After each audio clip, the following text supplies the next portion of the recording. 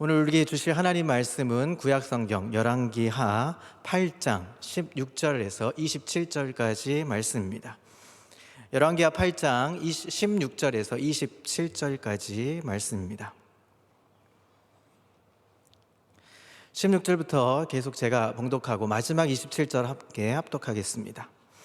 이스라엘의 왕 아합의 아들 요람 제5년에 여호사밧이 유다의 왕이었을 때에 유다의 왕 여호사밧의 아들 여호람이 왕이 되니라. 여호람이 왕이 될 때에 나이가 32세라. 예루살렘에서 8년 동안 통치하니라. 그가 이스라엘 왕들의 길을 가서 아합의 집과 같이 하였으니 이는 아합의 딸이 그의 아내가 되었음이라. 그가 여호와 보시기에 악을 행하였으나 여호와께서 그의 종 다윗을 위하여 유다 멸하기를 즐겨하지 아니하셨으니 이는 그와 그의 자손에게 항상 등불을 주겠다고 말씀하셨음이더라. 여호람 때에 에돔이 유다의 손에서 배반하여 자기 위에 왕을 세운 고로 여호람이 모든 병거를 거느리고 사일로 갔더니 밤에 일어나 자기를 애워싼 에돔 사람과 그 병거의 장관들을 치니 이에 백성이 도망하여 각각 그들의 장막들로 들어갔더라.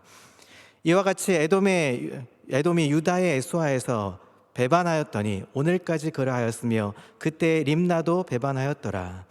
여호람의 남은 사적과 그의 행한 모든 일은 유다 왕 역대지략에 기록되지 아니하였느냐. 여호람이 그의 조상들과 함께 자매 그의 조상들과 함께 다윗성에 장사되고 그의 아들 아하시아가 대신하여 왕이 되니라. 이스라엘의 왕 아합의 아들 요람 제12년에 유다 왕 여호람의 아들 아하시아가 왕이 되니 아하시아가 왕이 될 때 나이가 22세라. 예루살렘에서 1년을 통치하니라. 그의 어머니의 이름은 아달랴라. 이스라엘 왕 오므리의 손녀이더라. 함께 읽습니다. 아하시아가 아합의 집 길로 행하여 아합의 집과 같이 여호와 보시기에 악을 행하였으나 그는 아합의 집의 사위가 되었음이더라. 아멘. 할렐루야. 오늘도 하나님의 은혜와 평강이 삶에 넘치시기를 그리스도의 이름으로 축복합니다. 미국의 프리스턴의 한 구강외과 의사가 있었습니다. 이 의사는 오세올라라는 교회의 장로이셨습니다. 그는 수입의 대부분을 가난한 사람들, 이웃들을 돕는 데에 모든 일들을 그 수입을 감당했었습니다. 그는 6명의 딸들을 신앙으로 아주 잘 양육해온 많은 사람들에게 칭찬을 받을 만한 장로님이셨습니다. 그런데 그에게는 한 가지 고민이 있었습니다. 그는 대학생 때 목사가 되겠다고 하나님 앞에 서원 기도를 했었습니다. 그러나 이 부모님의 반대에 부딪혀서 그만 도중에 포기를 하게 되었죠. 의사도 목사 못지않게 중요한 직업이야. 돈을 많이 벌어서 그것으로 하나님의 일을 하면 좋겠다. 그는 결국 부모님의 권유에 의해서 의과대학에 진학해서 의사가 되었습니다. 그런데 나이가 들면서 하나님 앞에 한 이 약속이 자꾸 생각나는 것이었습니다. 그는 대학을 졸업한 지 20년 만에 의사를 그만두고 프리스턴 신학교에 입학을 하게 됩니다. 그리고 우리가 잘 아시는 대로 세계적인 설교자가 되었습니다. 그는 바로 오랄 로버츠 목사님이셨습니다. 미국의 오클라호마주 털사에 위치한 오랄 로버츠 대학의 설립자이기도 합니다. 이 오랄 로버츠 대학이 어떤 대학인지 잘 모르시죠? 여기 학교에 아주 유명한, 우리가 잘 아는 분이 여기 학교 출신입니다. 돈 모엔이라는 작곡가, 유명한 작곡가가 있습니다. 거룩하신 하나님, 거룩하신 하나님, 이 찬양을 만든 돈 모엔이 이 학교 출신이기도 합니다. 오랄 로버츠 목사님의 여러 책들 중에 한 대목이 있어서 이 짧은 대목을 한번 읽어드리겠습니다. 로버츠 목사님은 많은 사람들에게 이렇게 이야기합니다. 사람들과의 약속도 중요하지만 하나님과의 약속은 더욱 중요합니다. 나는 의사를 하든 목사를 하든 일의 종류와 관계없이 그것이 하나님의 일이며 하나님의 부르심이라고 믿습니다. 그래서 의사로 살았던 과거나 목사로서 살고 있는 현재나 저의 신분에는 변함이 없습니다. 저는 언제나 하나님의 일꾼으로 산다는 신념을 가지고 최선을 다합니다. 사랑하는 성도 여러분, 하나님은 어떤 분이십니까? 하나님은 신실하신 하나님이십니다. 여러분, 신실하신 하나님을 믿으십니까? 지금도 이 나라 이민족을 위해서, 또 우리를 위해서 신실하게 일하고 계심을 여러분 믿으십니까? 하나님은 신실하신 분이셔서 우리에게 약속한 이 성경의 약속들을 하나님 1.1획도 실수하지 않으시고 하나님은 일하고 계십니다. 지금도 우리 가운데 역사하시고 일하고 계시는 분인 신실하신 하나님, 그 하나님을 노래하고 자랑할 수 있는 귀한 시간이 되는 것입니다. 그래서 오늘은 이 신실하신 하나님에 대한 이야기를 함께 나누려고 합니다. 여러분, 신실하다라는 단어의 의미를 찾아보니까 이런 의미가 있습니다. 믿음직하고 착실하다. 자, 이 믿음직하고 착실하다를 하나님 앞에 대입해 보니까 하나님은 믿을 만한 분이시고 게으르지 않고 착실하게 일하시는 분이시다라고 이야기할 수 있습니다. 우리를 위해서 게으르지 않으시고 착실하게 우리를 위해서 일하시는 하나님, 그 하나님이 나와 함께 하시는 하나님. 그래서 성경의 약속을 믿고 의지하며 나아갈 때 우리는 신실하신 하나님이라고 말할 수 있는 것입니다. 자, 오늘 본문은 24절에 보듯이 남유다 왕국 유다에 여호람이 있었는데 그 여호람이 죽고 이제 그의 아들 아하시아가 왕이 돼 계승해서 이제 그 아하시아가 중심으로 된 이야기를 기록하고 있습니다. 자, 오늘 본문에서 우리가 읽은 것은 구약 성경의 역사서에서 북왕국 이스라엘과 남쪽 유다의 왕들이 바뀔 때마다 반복하듯이 눈에 익숙한 문구들이 계속 반복이 됩니다. 그런데 이 본문의 전후를 살펴보면 이 시대는 이스라엘 민족의 왕정 시대 전체에서 가장 어둡고 피비린내 나는 그런 힘든 아주 어려웠던 시대를 살고 있는 것을 우리가 볼 수가 있습니다. 그리고 이 시대는 아주 무섭고 끔찍한 사건들의 중심에 누가 있었느냐? 님시의 아들 예후라는 자가 있었음을 알게 됩니다. 오늘은 우리가 읽은 열왕기하 9장 그리고 10장, 11장까지의 이야기를 함께 본문을 중심으로 살펴보면서 하나님이 주시는 마음, 신실한 하나님은 어떤 분이신가 한번 은혜를 나누려고 합니다. 자, 예후라는 사람이 있었습니다. 예후는 어떤 사람이냐? 아합의 아들 요람이 이스라엘의 왕으로 있고 아람 군대와 맞서서 전쟁을 하고 있을 때 선지자 엘리사가 자기 제자 중 한 명을 은밀하게 비밀리에 보냅니다. 그래서 이스라엘의 왕으로 기름 부어 세운 자가 바로 예후였습니다. 자, 이렇게 엘리사에 의해서 왕의 기름 부음 받은 예후는 요람을 배반하고 그의 가문을 멸절시키는 대대적인 숙청 작업을 시작합니다. 예후는 먼저 요람이 아람 왕 하사엘과 싸울 때 입은 이 부상을 치료하러 다시 돌아왔습니다. 그때 유다 왕 아하시아도 병문안차 요람을 보러 내려와 있던 이 이스라엘로 병거를 몰고 갔습니다.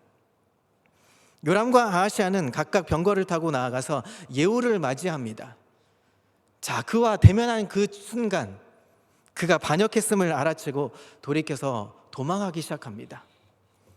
요람은 예후가 쏜 화살에 가슴, 심장을 관통하는 상처를 입고 결국은 그 말을 탄 그 병거에서 그만 죽고 맙니다. 자, 이를 본 아하시아 왕도 죽을 힘을 다해 이제 도망을 칩니다. 그렇지만 그 또한 죽이라는 예후의 엄중한 명령 앞에 부하들이 추격을 하면서 맹추격해서 어디까지 가냐 하면 무깃도라는 곳에서 이제 그를 죽이고 맙니다. 한날에 북왕국 이스라엘과 남왕국 유다의 두 왕이 예후의 손에 죽었던 날이 되는 것입니다. 자, 이스라엘이라는 곳에서 이제 돌아온 예후는 아합의 아내였던 이세벨, 여러분 이세벨을 아시죠? 엘리야 선지자 있을 당시에 이세벨이라는 이 왕비가 극악무도에 있었죠. 우상 숭배를 섬겼던 이세벨, 그 이세벨 또한 왕궁을 지키던 내시들로 하여금 창밖으로 그녀를 내던지게 했습니다. 그래서 처참한 죽음을 맞게 하고는 그 피가 이제 사방으로 튀고 담을 튀고 말에 튀어서 결국 그녀의 시체를 밟고 넘는 모습을 장면을 이제 열왕기하 9장에 볼 수 있습니다. 그래서 이 이세벨은 살점들이 개들에게 먹임을 당하고 결국은 이 두개골과 손과 발만 남기는 모습을, 처참한 모습을 보게 되죠. 예후의 이 아합 가문의 멸절 작업은 여기서 그치지 않았습니다. 이 피비린내 나는 이 숙청 작업은 그의 사마리아에 있던 이스라엘의 장로들과 아합의 여러 아들들을 교육하는 자들에게 위협적인 편지를 써 보냅니다. 그래서 그들로 하여금 이스라엘의 왕자 70명을 붙잡아 죽이고 그들의 머리를 베어 광주리에 담아 가지고 오라고 명령을 내렸습니다. 자, 이렇게 해서 예후는 아합의 집에 속한 모든 자와 그의 귀족들과 신뢰받는 자들과 제사장들을 모조리 다 하나도 남기지 않고 생존자 한 명 없이 모두 숙청해서 죽여버렸습니다. 자, 특히 예후는 속임수를 써서 바알을 섬기는 자들을 진멸하는 일을 감행했습니다. 열왕기하 10장 18절 19절에 보면 이렇게 백성들을 모아서 이렇게 말합니다. 18절입니다. 아합은 바알을 조금 섬겼으나 예후는 많이 섬기리라. 그러므로 내가 이제 큰 제사를 바알에게 드리고자 하노니 바알의 모든 선지자와 모든 섬기는 자와 모든 제사장들을 한 사람도 빠뜨리지 말고 불러 내게로 나오게 하라. 모든 오지 아니하는 자는 살려두지 아니하리라 하니. 자, 이렇게 속이는 작업하면서 바알을 위하는 거룩한 대회를 열 것을 공포했습니다. 이에 따라 이스라엘 온 땅에 바알을 섬기는 모든 사람들이 하나도 빠짐없이 다 모여서 바알의 신당에 들어가서 신당을 가득 채우게 되자 예후도 이제 같이 들어가게 됐습니다. 거기서 그는 바알을 섬기는 자들에게 이렇게 말합니다. 너희는 살펴보아 바알을 섬기는 자들만 여기 있고 여호와의 종은 하나도 여기 너희 중에 있게 하지 말라라고 해서 여호와의 종, 여호와 하나님을 섬기는 사람들은 다 내보냈습니다. 그리고 그 무리가 제사를 드리려고 들어간 때에 신당 밖에서 대기시킨 80명의 정예 호위병들이 있었습니다. 그 신당 밖에 호위병들과 지휘관들에게 명합니다. 내가 너희 손에 넘겨주는 사람을 한 사람이라도 도망하게 하는 자는 자기의 생명으로 그 사람의 생명을 대신하리라. 엄중한 경고를 내리면서 한 사람도 남기지 말고 죽일 것을 이야기합니다. 제사가 끝나고 이제 그들을 들여보냅니다. 그리고 바알의 제사장들이 한 사람도 나가지 못하게 하고 다 칼로 죽여버립니다. 그리고 밖에 시신을 던져버리는 일을 감행합니다. 예후는 이스라엘 왕족만 진멸한 것이 아니었습니다. 이미 그는 이스라엘 왕 요람처럼 유다의 왕 아하시아도 결국은 이제 도망치다 죽게 했죠. 숙청했습니다. 그뿐만 아니라 그의 형제들까지 모조리 죽이는 그런 만행을 벌이기 시작합니다. 이스라엘에서 머물러서 사마리아에 있던 70명의 왕자들과 귀족들과 왕자들을 교육하는 자들을 다 진멸하고 나서 그는 사마리아로 가는 도중에 이제 목자가 양털 깎는 집에 이르러 죽은 유다의 왕 아하시아의 형제들을 만나게 됩니다. 예후는 그들에게 말합니다. 너희는 누구냐? 그들이 대답합니다. 우리는 아하시아의 형제라. 이제 왕자들과 태후의 아들들에게 문안하러 내려간다 라고 말합니다. 예후는 부하들로 하여금 그들을 사로잡게 하고 42명을 하나도 남기지 않고 다 죽이게 했습니다. 예후는 분명 아하시아를 죽게 한 자기의 행위에 대해서 유다 왕가가 복수를 할 것을 염려해서 그 뿌리를 잘라버리려는 의도를 가지고 그렇게 했을 겁니다. 아무튼 이스라엘의 왕가를 멸문시킬 뿐만 아니라 유다의 다윗 왕가마저 문을 닫을 뻔한 이 엄청난 도륙의 만행을 자행했던 것입니다. 자, 우리가 지금 살펴봤듯이 다윗의 왕가가 자, 실제로 멸문을 당합니까? 그렇지 않습니다. 다윗의 왕가에서 결국은 누가 태어나시죠? 예수 그리스도가 태어났죠. 그렇다는 이야기는 다윗의 왕가가 멸절당하지는 않았다는 것입니다. 그런데 풍전등화 같았던 이 상황에서 어떻게 다윗의 왕손이 살아날 수 있었는지 계속해서 우리가 살펴볼 필요가 있습니다. 자, 이제 유다 왕 아하시아가 이스라엘 왕 요람의 병문차 이제 이스라엘로 갔다가 처참하게 죽음을 당하죠. 자, 그런데 아하시아의 죽음을 본 그의 어미 아달랴라는 여인이 있었습니다. 이 아달랴는 다윗 왕과의 몰락 위험을 걱정하기는커녕 오히려 남은 왕손들을 모두 멸절시키고 스스로 왕권을 찬탈하는 만행을 저지릅니다. 유다 왕조를 아예 뿌리째 없애버려서 이스라엘 아합 왕조로 바꿔버리려고 하는 엄청난 국가 변란을 일으켰던 것입니다. 그때 아합 왕의 손녀이기도 하고 요람 왕의 딸로서 죽은 아하시아의 사촌 누이인 여호세바가 조카뻘 되는 갓난아이 요아스를 그 할머니 아달랴가 왕자들의 그 죽이는 그 순간에 빼냅니다. 그 요아스를 빼내서 7살 난 요아스를 빼내어서 유모의 침실에 잠시 놨다가 이제 다시 하나님의 성전에 숨겨서 약 7년 동안을 키웁니다. 7년 후에 제사장 여호야다의 주도 면밀한 거사로 아달랴마저 이제 결국 권좌에서 쫓겨나고 죽게 됩니다. 그리고 7살 난 요아스가 왕으로 등극합니다. 그래서 유다 왕가의 명맥을 끊어지지 않게 하고 이어가게 만들었던 것입니다. 자, 사랑하는 성도 여러분, 명절 앞에 두고 이게 웬 말입니까? 명절 앞에 두고 이 살인과 도륙하고 숙청하는 이야기를 한다는 것이 참 쉽지는 않습니다. 좋은 얘기하고 잘 다녀오시고 행복한 이야기하고 말씀 앞에 깊이 묵상해야 되는데 왜 이런 이야기를 제가 꺼냈을까요? 이스라엘 민족의 역사에서 이 유래를 찾아보기 힘든 이 피비린내 나는 그런 도륙의 역사를 통해서 우리는 무엇을 보아야만 할까요? 그것은 바로 하나님은 신실하게 일하시는 분이다라는 것입니다. 하나님은 성경에 한 점 일획도 변함없으시고 그리고 하나님 한 번도 실수하지 않으시고 하나님 계획대로 그 일들을 착실하게 게으르지 않고 하신다는 것을 우리가 볼 수 있다는 것입니다. 당신의 명령과 약속에 하나님은 신실하게 반응하시고 계셨던 것입니다. 백성이 말씀을 지키지 않을 때 무서운 징벌을 동반하는 명령이든 아니면 백성이 잘 지킬 때 복 주시겠다고 하는 약속이든 그 말씀 앞에 하나님도 신실하게 반응하고 계신다는 것입니다.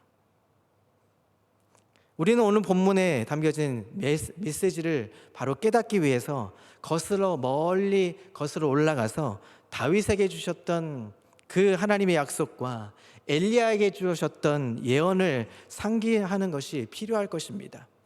자, 먼저 다윗에게 주어졌던 하나님의 약속이 무엇이었을까요? 사무엘하 7장에 보면 이런 내용이 있습니다. 다윗은 하나님의 궤를 예루살렘으로 옮겨온 후에 하나님의 전을 짓고자 하는 마음을 품은 적이 있었습니다. 그러나 하나님께서는 성전 짓는 일을 그에게 허락하지 않으셨습니다. 그리고 그에게 이렇게 얘기합니다. 내 이름을 위대하게 만들어 주리라 하고 이야기합니다. 그렇게 한 다음에 이런 이야기에 약속을 하나님께서 하셨습니다. 자, 사무엘하 7장 12절부터 16절까지 말씀입니다. 읽어보겠습니다. 내 수완이 차서 내 조상들과 함께 누울 때에 내가 내 몸에서 날 내 씨를 내 뒤에 세워 그의 나라를 견고하게 하리라. 그는 내 이름을 위하여 집을 건축할 것이요 나는 그의 나라 왕위를 영원히 견고하게 하리라. 나는 그에게 아버지가 되고 그는 내게 아들이 되리니 그가 만일 죄를 범하면 내가 사람의 매와 인생의 채찍으로 징계하려니와 내가 내 앞에서 물러나게 한 사울에게서 내 은총을 빼앗은 것처럼 그에게서 빼앗지는 아니하리라. 내 집과 내 나라가 내 앞에서 영원히 보존되고 내 왕위가 영원히 견고하리라 하셨다 하라. 다윗의 자손이 끊어지지 않고 왕위를 차지하게 해주시겠다는 약속의 메시지였던 것입니다. 하나님께서는 이 약속을 신실하게 지키고 계셨던 것입니다. 자, 다음은 엘리야였습니다. 자, 엘리야 시대에 엘리야에게 주어졌던 예언이 있었습니다. 그것은 엘리야가 갈멜산에서 바알과 아세라 선지자들 850명을 다 쓸어버리고 그의 후견자였던 왕비 이세벨이 복수를 하겠다고 달려들 때 호렙산으로 도망가서 굴 속에 들어가 있을 때 하나님께서 그를 불러내셔서 그에게 듣게 하신 예언과 사명이 있었습니다. 그것이 열왕기상 19장 15절부터 18절까지의 말씀입니다. 자, 우리 교독해 볼까요? 15절부터 18절 교독해 보겠습니다. 15절 제가 먼저 읽습니다. 여호와께서 그에게 이르시되 너는 내 길을 돌이켜 광야를 통하여 다메섹에 가서 이르거든 하사엘에게 기름을 부어 아람의 왕이 되게 하고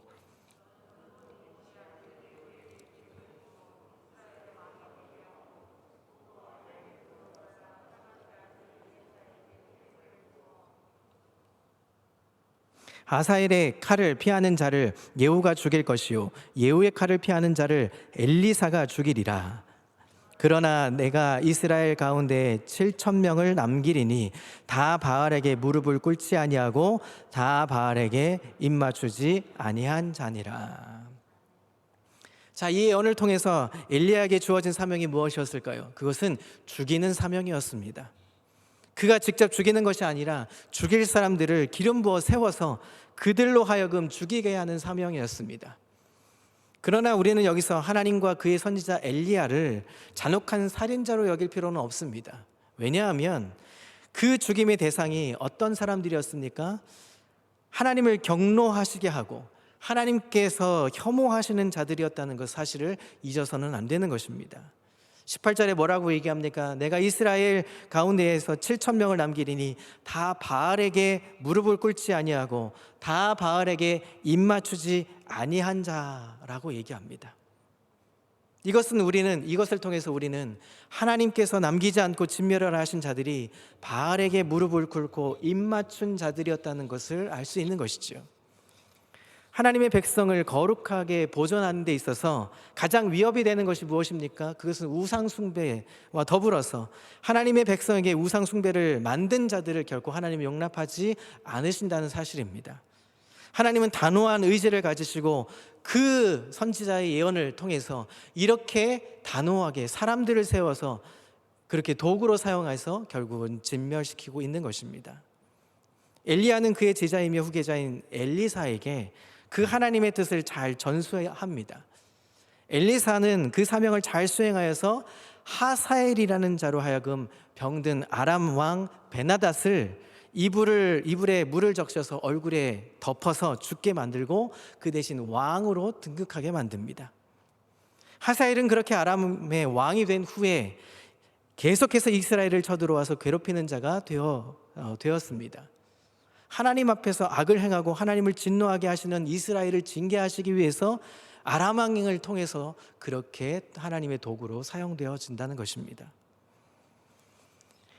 엘리사는 또 예후를 세워서 이스라엘의 왕이 되게 하고는 이스라엘의 역사상 가장 악하고 우상 숭배를 가장 크게 확산시킨 왕 아합의 가문을 멸절시킬 뿐만 아니라 유다의 왕으로서 아합 가문과 혼인해서 유다 백성에게 우상 숭배를 끌어들인 여호람과 아하시아를 징계하셔서 다윗 가문이 아합 가문처럼 거의 멸문을 당하는 화를 일으키게 한 것입니다.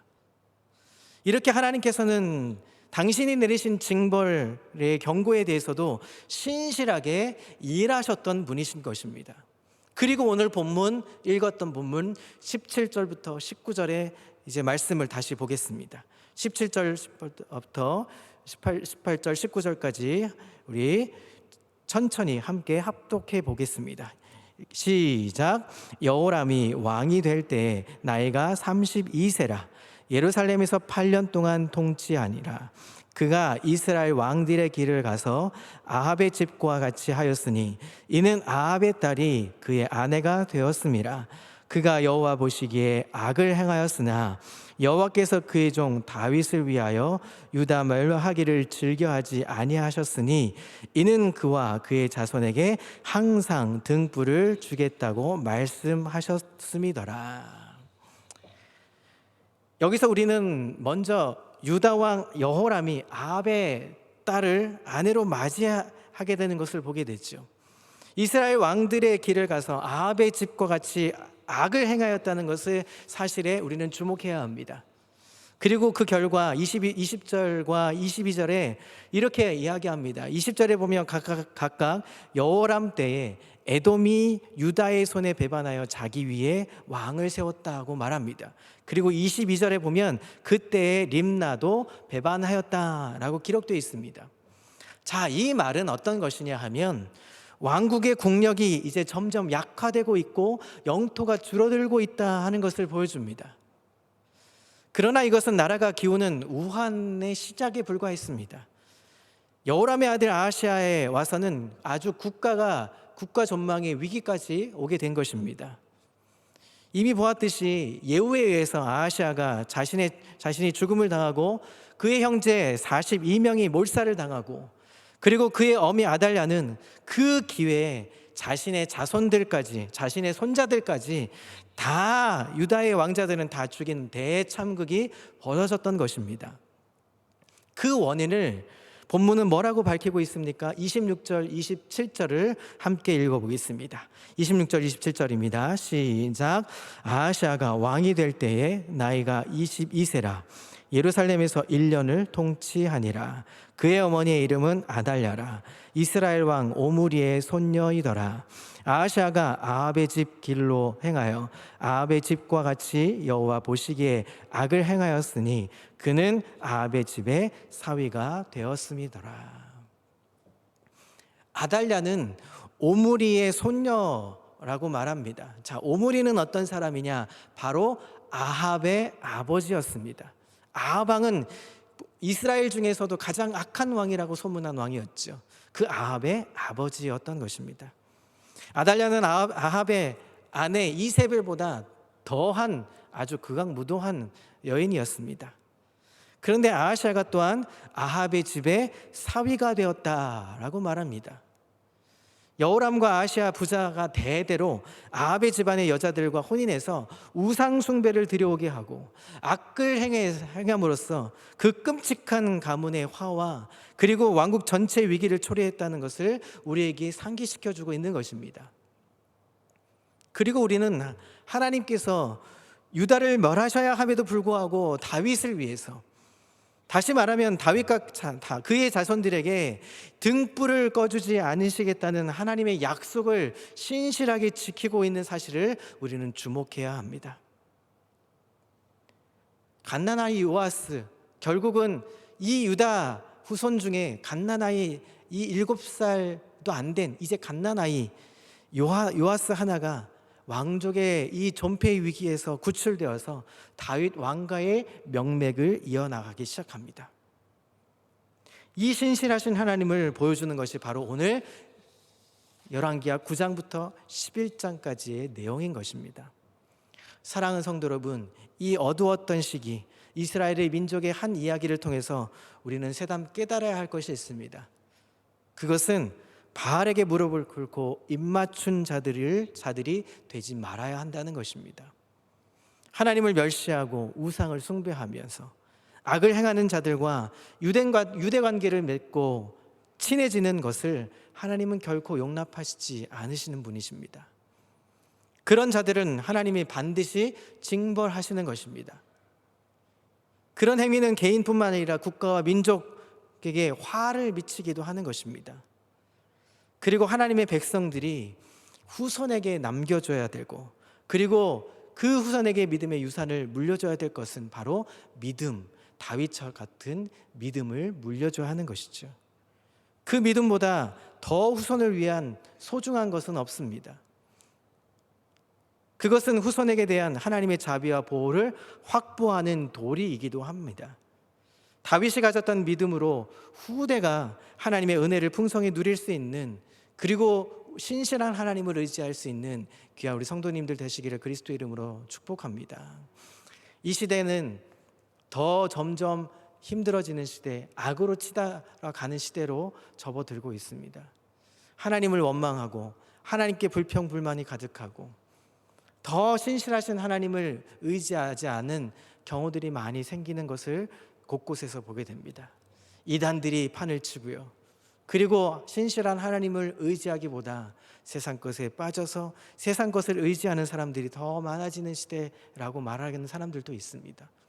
사랑하는 성도 여러분, 이제 명절이 다가오면 우리 귀한 친지들, 가족들을 만나기 위해 참 행복한 시간을 보내기도 합니다. 그러나 한편으로는 영적으로 공고해지는 시기이기도 합니다. 이 시기에 우리는 어떤 마음을 가져야 할까요? 오늘 비록 이 피비린내 나는 그런 도륙의 사건이 있었던 시대에 살고 있었던 이야기를 배경으로 했지만 결국 하나님은 그 모든 상황들을 결국은 이스라엘을 구원하기 위해서 메시아를 이 땅에 보내주시기 위해서 그 하나님의 약속을 신실하게 이행하셨던 것을 보여주고 있는 것입니다. 하나님은 신실하신 분이십니다. 하나님은 믿음직하신 분이십니다. 우리에게 그 믿음을 보여주시기 위해서 이 땅에서 모든 일들을 행하고 계십니다. 우리가 이 마스크를 쓰고 있는 이유도 우리는 알 수 없지만 하나님은 하나님의 일을 하고 계시는 것입니다. 하나님은 이 땅에서 이 일들을 통해서 하나님은 하나님의 마음을 알고자 하는 하나님의 계획이 있는 것입니다. 오늘도 이제 이 말씀을 통해서 신실한 하나님을 알았다면 이 땅 가운데 어떠한 환경이 있다 할지라도 하나님을 의지하고 세상 것을 의지하지 않고 우상 숭배에 물들지 않고 하나님 이 성경에 있는 약속을 그대로 믿음으로 받아서 그 믿음을 수납하여서 하나님의 영광을 이뤄갈 수 있는 멋진 하나님의 사람들 다 되시기를 그리스도 이름으로 소망합니다.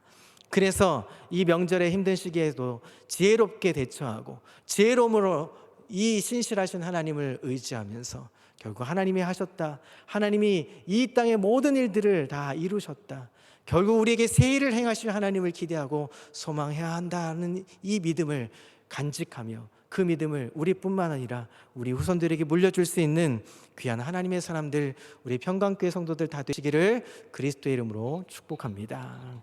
기도하겠습니다.